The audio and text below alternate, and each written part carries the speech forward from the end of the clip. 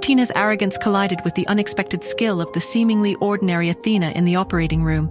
Tina's fury erupted into violence, a hurled instrument underscoring her professional insecurity.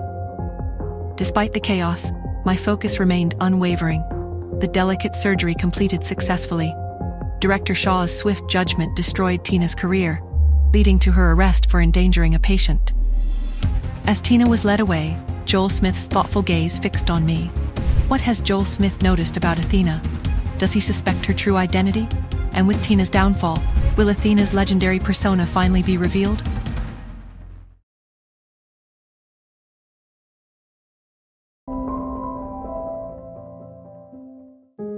Joel walked over, his expression a mixture of surprise and a guarded curiosity. "Why are you here, Miss Smith?" he asked, his gaze sweeping over me, lingering for a moment on the surgical attire I still wore. "He's a doctor too?" I wondered, my own curiosity piqued. "I'm a doctor, Mr. Smith. Why are you here?" My answer was deliberately vague.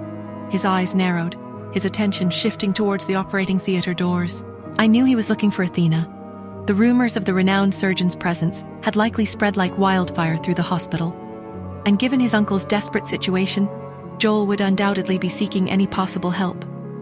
Since Athena Me had been the primary surgeon today, the schedule on this floor had been cleared. So, he knows Athena was here, I mused, watching his intense gaze fixed on the now closed OR doors. Does he think I might have met her? Joel's attention returned to the operating room. The procedure should have concluded by now. He seemed to realize he couldn't afford to linger. With a curt nod, he replied, "I'm here looking for someone." Just then, the OR doors opened and Michael emerged, followed by the rest of the surgical team. Joel strode towards them immediately, his focus laser-sharp. I seized the opportunity to slip away, the lingering exhaustion finally demanding my attention. Home, a hot shower, and a long nap beckoned. Joel reached Michael, his question direct and urgent. "Are you Dr. Athena?" Michael looked utterly bewildered. He pulled off his surgical mask, staring at Joel in astonishment. "I'm not Professor Athena." Joel recoiled, taken aback. "Then who is?" "Dr. Athena already left a while ago," Michael replied, a hint of defensiveness in his tone. "What?" Joel exclaimed, his frustration evident. He had arrived just as the operation was finishing, waiting patiently outside. The only person he'd seen leave at the end. As Joel's suspicion began to solidify, Michael, remembering my earlier insistence on secrecy, clarified, "Yes, he already left." "He?" Joel's mind raced. The name Athena conjured the image of a woman, but most renowned surgeons were men, weren't they? Joel frowned, a wave of disappointment washing over him. Even though his uncle's diagnosis was still uncertain, Athena's opinion would have been invaluable. Heaving a sigh of frustration, he turned to leave the hospital. As he entered the car park, his eyes fell on the familiar black SUV driving past. The young woman behind the wheel, her gaze fixed straight ahead, seemed in a hurry, oblivious to his presence. My phone rang later that evening. I glanced at the caller ID. Narcissist. Justin. I sighed, bracing myself for another bizarre conversation. "Hello?" "So," his low voice began, devoid of any preamble. "About this girlfriend situation." I pinched the bridge of my nose. "Justin, we are not in a girlfriend situation." "But you didn't exactly deny it," he countered, a hint of amusement in his tone. And I was thinking, now that we've established our understanding, perhaps we could solidify things with a date. "Justin," I said, my voice flat, "I'm exhausted. I have a major surgery in a couple of days. The last thing I need is a date." There was a brief pause on the other end. "Right, surgery. Important, perhaps a rain check?